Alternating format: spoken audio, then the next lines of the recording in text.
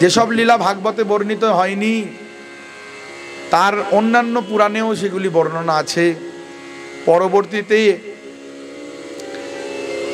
শ্রীমান মহাপ্রভুর চরণ অনুচর ভক্তগণ তাদের হৃদয়েতে স্ফুরণ হয়েছে অন্যান্য লীলা, সেগুলিও বর্ণিত হয়েছে গোপাল চম্পু আদি গ্রন্থে।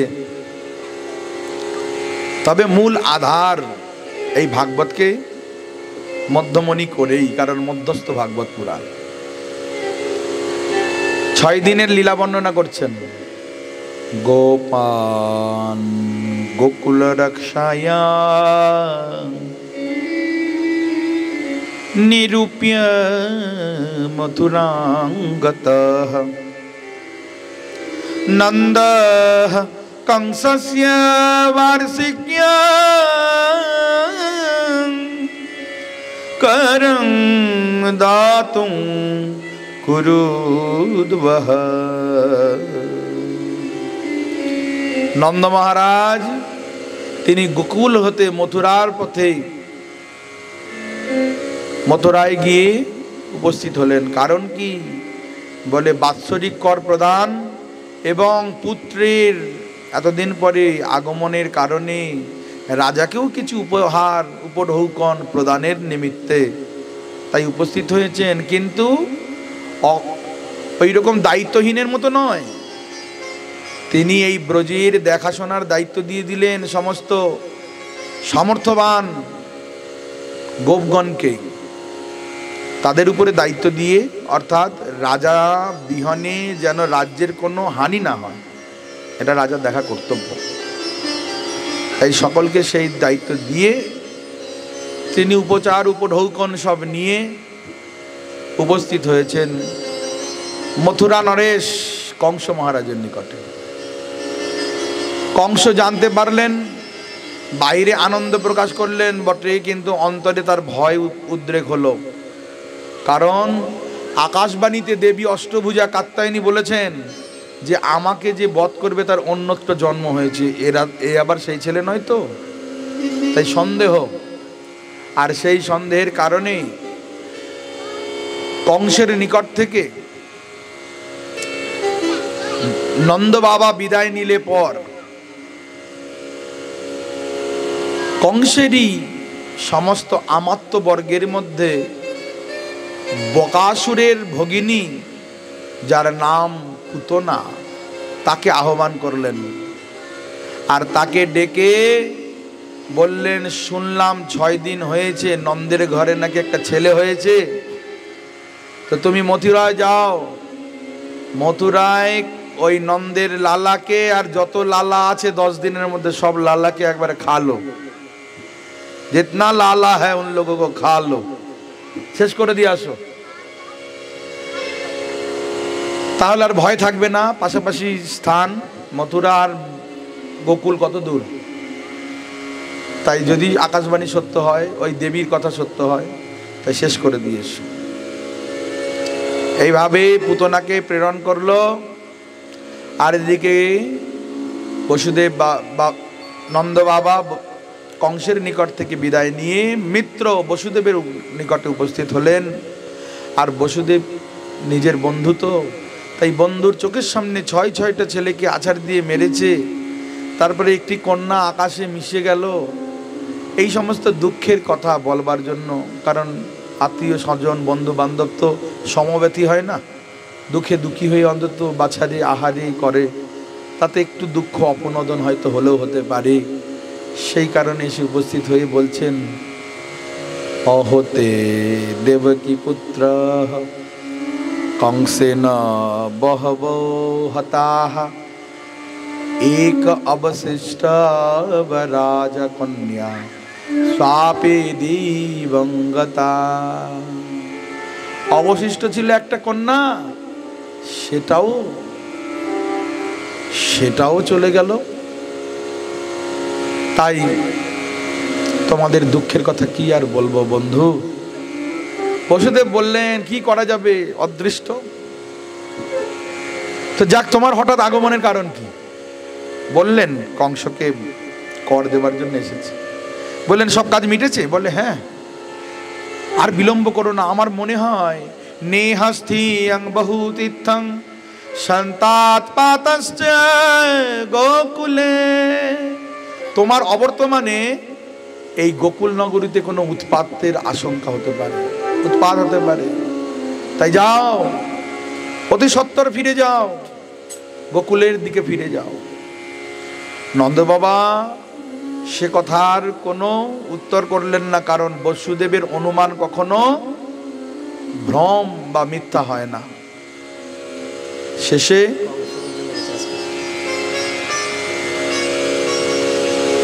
ধ্বংস ধ্বংস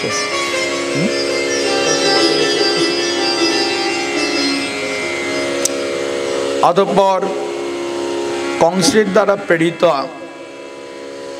ওই যে পুতনা, সেও ব্রজধামে মানে গোকুল নগরীতে এসে উপস্থিত হয়েছে। মনে রাখতে হবে ভাগবতে সেই কথাগুলি বলা হয়েছে যতটুকুনি প্রয়োজন, কিন্তু এর সঙ্গে আরো কিছু কথা জেনে নিতে হবে। কি কথা?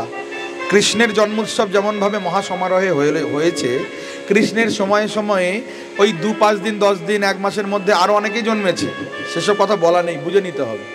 শ্রীদাম, সুদাম, দাম, বসুদাম, মধুমঙ্গল, স্তোক কৃষ্ণ, উজ্জ্বল, অর্জুন, এরা সবাই জন্মগ্রহণ করেছেন, কারণ তার সমস্ত খেলার বা লীলার সাথী, সমবয়স্ক সাথীরা যদি না আসেন কেমন করে লীলা হবে? তাই তাদেরও জন্ম। তাই পুতনা এসে গোকুল নগরীতে উপস্থিত হয়েছেন, আর গোকুলের দর্শনেই মনের পরিবর্তন হয়ে গেল। আসলে বৃন্দাবন ধামের মহিমাই এমন, এ ধামের দর্শনেই স্পর্শনেই মন পরিবর্তন হতে বাধ্য। এই সাক্ষাৎ প্রকটিত ভক্তি মহারানী নৃত্য করছেন। একটু এগিয়ে আসেন, সব নৃত্য করছেন। তাই নন্দ মহারাজের বড় আদরের এই যে গোকুল নগরী, সাক্ষাৎ গোবিন্দের নিত্য নিবাস গোকুল। গোকুল গোকুল শব্দ কি? শব্দের অর্থ কি? বলে গো শব্দে গরু, কুল মানে সমূহ, অনেক অনেক গাভী যেখানে থাকে সেটাই তো গোকুল। বলছে না না, গো শব্দে ইন্দ্রিয়, কুল শব্দে সমূহ। ইন্দ্রিয়ের সমূহ মানে শরীরটাই গোকুল। শরীরকে যদি গোকুল না করা হয়, মনটাকে বৃন্দাবন করা যাবে না। আর বৃন্দাবন যদি মন না হয়, সেখানে গোবিন্দ রাস করবেও না। অদ্ভুত অপরাহ্ন লীলায় বর্ণনা আছে অষ্টকাল লীলাতে। যখন কৃষ্ণ গাভী সমূহকে সঙ্গে নিয়ে গোকুলের পথে ধাবিত হন, চালিত হন, সখীগণ এই গোকুলের গমনকে নিয়ে বর্ণনা করেন। তো যাই হোক, সাক্ষাৎ ভক্তি মহারানীর নিত্যভূমি এবং লক্ষ্মী ঠাকুরানীর বিহার ভূমি, সেবার ভূমি, এই বৃন্দাবন দর্শন করেই রাক্ষসী পুতনার মন পরিবর্তন। সে কি করলো না, নিজের রাক্ষসী শরীরটাকে গোপন করলো। বলে বৃন্দাবনে এমন গোকুল নগরীতে এই বেশে যাওয়াটা ঠিক হবে না। দেখুন, অভিসন্ধি যদি খারাপও হয়, বৃন্দাবনে গেলে প্রায়শ মন বুদ্ধি সব সংশোধিত হয়ে যায়। ওই জন্য তো যেতে হবে, সব কাজের মাঝে ভাগ করে একবার বৃন্দাবন যেতে হবে। কপ্য শ্রিয়ং দুষ্টুম ইবাগতং পতিম, এত অদ্ভুত দেবীর স্বরূপে সেই গোকুল নগরীতে উপস্থিত হলেন। আর তাকে দর্শন করে গোকুলের সমস্ত গোপ গোয়ালিনীগণ তারা ভাবছেন, মনে হয় সাক্ষাৎ লক্ষ্মী ঠাকুরানী এসেছেন নিজ পতিকে দেখবার জন্য। আমাদের নন্দের ঘরের যে ছেলে, ও তো সাধারণ ছেলে নয়, মনে হয় কোনো দিব্যজনের আগমন হয়েছে, তাকে দেখবার জন্যই কোনো দেবী আদি আসছেন, এই তারা মনে করছেন। এদিকে নন্দ মহারাজ তিনি বিলম্ব না করে হরির স্মরণ নিয়ে বারবার হরির চরণে স্মরণ করতে করতে তিনিও গোকুলের অভিমুখে ফিরছেন, প্রবেশ করছেন। হরিশরণম হরিশরণম। ওই উৎপাতের আশঙ্কায় শঙ্কিত হয়ে তিনি ভগবানের শরণ নিচ্ছেন, ভগবানেরই রক্ষার্থে। সেই বালঘাতিনী রাক্ষসী পুতনা ব্রজে এসে নিজের ভাব বেশ পরিবর্তন করে একবারে নন্দ ভবনে এসে উপস্থিত হয়েছেন। আর সেই সময় নন্দের লালা দোলনায় দুলছে। আর যখনই প্রবেশ করেছে কিনা রাক্ষসী পুতনা, অমনি চোখটা বন্ধ করে ফেলেছে। তিনি তো সর্বজ্ঞ সর্ববিদ অন্তর্যামী। যদিও মাধুর্যের লীলা, তবু ঐশ্বর্য তো গুপ্ত সুপ্তভাবে আছে। মাঝে মাঝে তো সেও সেবা করতে চায়। তাই আজ চোখটা বন্ধ করে রেখেছেন। কারণ কি? মহাজনগণ অনেক কারণ বলেছেন, দু চারটি আমরা স্মরণ করি।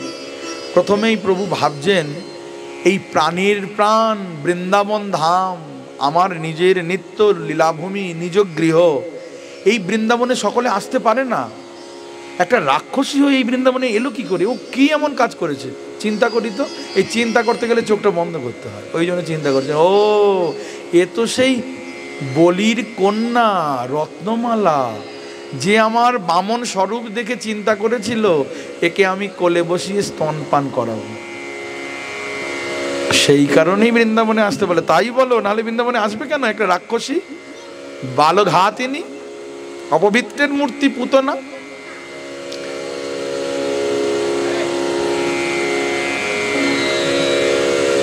দুটোকে বিচ্ছিন্ন করে দাও, একটাকে ওপাশে নাও, তোমারটাকে তুমি ওই পাশে নাও।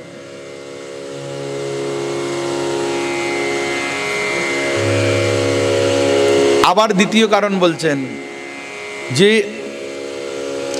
আমি হলাম মায়াপতি, পুতনা হলো মায়া।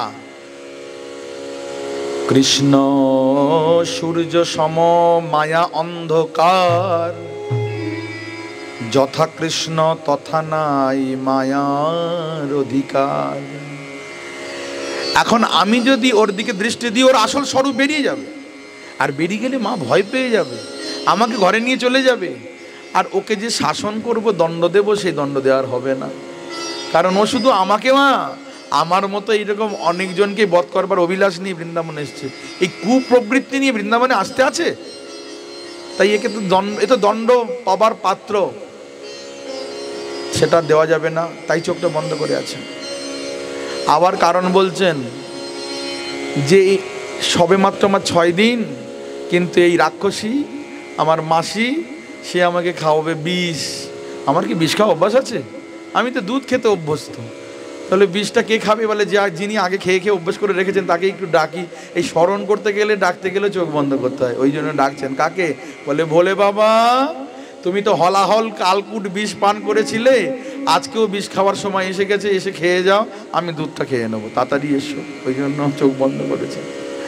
আবার বলছেন কি, অনেক সময় শরীরের ভালোর জন্যই হোক আর বড়জনের আদেশের জন্যই হোক, তিতো জিনিস খেতে হয়, কষা জিনিস খেতে হয়, মুখে না ভালো লাগলেও খেতে হয়। কি করতে হয়? সে সময় চোখটা বুঝে গিলতে হয়। তাই এখন পুতনা যতই হোক মায়ের মতো ভাব নিয়ে আমাকে তো স্তনটা দেবে, খেতে তো হবেই, চোখটা তো বন্ধ করেই খেতে হবে, তাই আগে থেকেই বন্ধ করি। আবার বলছেন যে এই চোখে, দুই চোখে চন্দ্র এবং সূর্যের অবস্থান।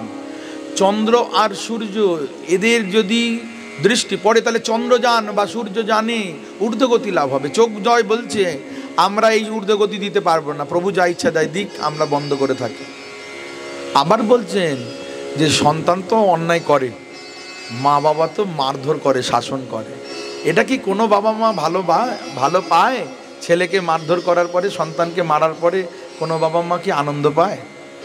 তো এখন এই পুতনা নামনি রাক্ষসীটা, সেও তো আমার সন্তান, একে তো আমি মৃত্যুরূপী দণ্ড দেব, এটা ভালো লাগছে না, মনে বড় কষ্ট হচ্ছে। আর কষ্টের জন্যই চোখটা বন্ধ করে রেখেছেন। ইত্যাদি কারণের জন্য তিনি চোখ বন্ধ করছেন। বলে আমার দৃষ্টির মধ্যে সবসময় করুণা মাখানো, যদি করুণা দৃষ্টির ওপরে দিয়ে ফেলি তাহলে ওকে তো মৃত্যুরূপী দণ্ড দেওয়া যাবে না। তাহলে আমি কেন এর উপরে দৃষ্টি দেব? তাই চোখটা বন্ধ। এত শত কারণ জানাচ্ছেন। অতঃপর পুতনা বলছেন, ও যশোদে রানী, তুমি কি জানো না 10টা নয়, 5টা নয়, 7টা নয়, একটা মাত্র ছেলে সবসময় কোলে রাখবে, তা নয় তুমি তাকে দোলনার মধ্যে দোলাচ্ছ। এ কি? যশোদা মা ভাবছেন, সত্যি আমরা গ্রামের লোক অত বুঝি না, আর ইনি এসেছেন কোনো দেবী বোধ হয়, কেমন করে ছেলেকে ভালোবাসতে হয় শিক্ষা দিচ্ছে, তো তাই করতে হবে। তো এই বলতে বলতে সরল সহজ সরল মা যশোদা, তো মা অত প্যাজ মনে নেই, স্বাভাবিকভাবে সেই দোলনায় শায়িত শিশুকে কোলে তুলে নিল এই পুতনা রূপী কপট মায়াবী মা স্বরূপিণী রাক্ষসী। তুলে নিয়ে নিজের স্তন দান করলো। আর এই স্তন শ্রীকৃষ্ণচন্দ্র দুই হাতে ধরেছে। গারং কারাভ্যাং ভগবান প্রপীড্যতাৎ প্রাণৈ সমংরোষ স্বামন্বিত পিব। ক্রোধের সঙ্গে পান করতে আরম্ভ করলেন। রোষ রোষ হয়েছে। ভগবান কাম ক্রোধ লোভ মোহ মদ মাৎসর্য বিযুক্ত, এগুলি নেই ভগবানের মধ্যে। তো এরা একবার বলছেন আমাদের কেন সৃষ্টি করলেন, কেউ আমাদের ভালো চোখে দেখে না। ভগবান বললেন তোমাদের আমি গ্রহণ করে তোমাদের স্থান দেব। এই যে আজকের রোষকে তিনি আশ্রয় করলেন। আর রোষ তো সেখানেই হয়, ক্রোধ ভক্ত দেশি জনে। এ আমার প্রাণের প্রাণ এই ব্রজবাসী আমার সমস্ত খেলার বন্ধুদের বধ করবার জন্য, আমাকে বধ করবার জন্য এসেছে, তাই তো রোষ। আর সেই রোষের চোটে পান করতে লাগলেন। ঠোঁটে লাগলেই মরে যাওয়ার কথা ছোট শিশু, কিন্তু সে গাঢ় গাঢ় ভাবে প্রাণ করছে। প্রাণ পান করতে করতে প্রাণ ধরে টানছে। আর যখন প্রাণ ধরে টানছে, যন্ত্রণা জ্বালায় আর সহ্য করতে না পেরে ওই মায়াবী রাক্ষসী শরীর আবার বেরিয়ে গেল। ছড় ছড় ছড় সা মুঞ্চ মুঞ্চালমিতি প্রভাসিনী নিষ্পিড্ড মা খিল জীবন মর্মনি। ছাড় ছাড় ছাড়, আর পারি না আর পারি না, ছাড়। এইভাবে বারবার ছাড়ানোর প্রচেষ্টা করলো, কিন্তু ভগবান বলছেন আমার তো প্রতিজ্ঞা যে আমাকে যেমন করে ভালোবাসে, যে যথামাং প্রবদ্ধন্তে তাং ততৈব ভজম্যহম, আমাকে মায়ের মতো আদর করে ভালোবেসে স্তন দিলে আর আমি কি সেটা ছেড়ে দিতে পারি? এ জগতের স্বার্থান্বেষী লোকের মতো নাকি? সুযোগ মিটে গেছে ব্যাস, তার সঙ্গে আর সম্বন্ধ নেই, আবার আরেকজনের সঙ্গে, এরকম নয়।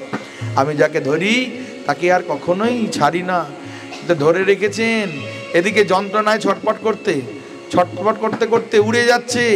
আর ওদিকে যশোদা মা চিৎকার করতে লাগলো, আরে লেগেও আমার লালাকে নিয়ে গেল। সমস্ত ব্রজবাসীগণ তারাও সেই ঘটনা দেখে ধাবিত হচ্ছে, নিয়ে গেল, ওরে নিয়ে যাচ্ছে। সকলের দৃষ্টি ওই আকাশের দিকে, পুতনার দিকে। আর পুতনার গলার লকেটের মতো ঝুলছে নীলমণির মতো শ্রীকৃষ্ণ, আকাশে উড়ে যাচ্ছে। সকলের দৃষ্টি সেদিকে। আচ্ছা, ঊর্ধ্ব দিকে দৃষ্টি রেখে কতক্ষণ চলা যায়? হাঁটাই মুশকিল, তাতে আবার দৌড়ানো তো কথাই হয় না। সকলে দৌড়াচ্ছে, কিন্তু কারো পায়ে কাঁটাও ফোটে না, কাকড়ও লাগে না, হোঁচট কেউ পড়ে না। কারণ কি? বলে লক্ষ্য যদি গোবিন্দের চরণ হয় না, তার জীবনে পতন হয় না। এ সংসারে আমাদের বারবার পতন কেন? বলে লক্ষ্য শূন্য, লক্ষ্য বাসনা, টার্গেটলেস। আর কত আমাদের বাসনা, এটা চাই সেটা চাই, কত চাই, তাই জন্য পদে পদে পতন। আজ ব্রজবাসীর লক্ষ্য স্থির, তারা গোবিন্দের চরণকে লক্ষ্য করে ছুটছে, তাই তাদের পতন নেই। শ্রীকৃষ্ণচন্দ্র মনে মনে ভাবছেন সবে মাত্র 6 দিন হলো এই এসেছি, আর এখনই বৃন্দাবন ছেড়ে যাবো কেন? দেরি আছে যাওয়ার, সেদিন পরই। তাই গোকুল নগরী এবং মথুরার সেই যে সীমারেখায়, যেখানে কংসের বিশাল বড় উদ্যান ছিল, সেই ফল ফুলের উদ্যানে ভগবান তার প্রাণকে একেবারে টান দিয়ে বার করে দিলেন। সেখানেই তার শরীরটা সজোরে ধরাম করে পড়লো। কিন্তু আশ্চর্য কথা, এই যখন উড়ে যাচ্ছিল, কৃষ্ণ লকেটের মতো ঝুলছিল, পড়লে তো একবারই পড়ার কথা, আর পড়লে তো কৃষ্ণ শুদ্ধ চিরিচাপটা হয়ে যাবে। অঘটন ঘটন পটিয়সী যোগমায়া লীলার সূত্রধার, তিনি করলেন কি? শরীরটাকে চিৎ করে দিলেন, অর্থাৎ চিৎ হয়ে পড়লো কৃষ্ণ তার উপরে। কত বড় 21 কিলোমিটার গিরিরাজ গোবর্ধন, আর এই শরীরটা কত বড়? বলে 18 কিলোমিটার।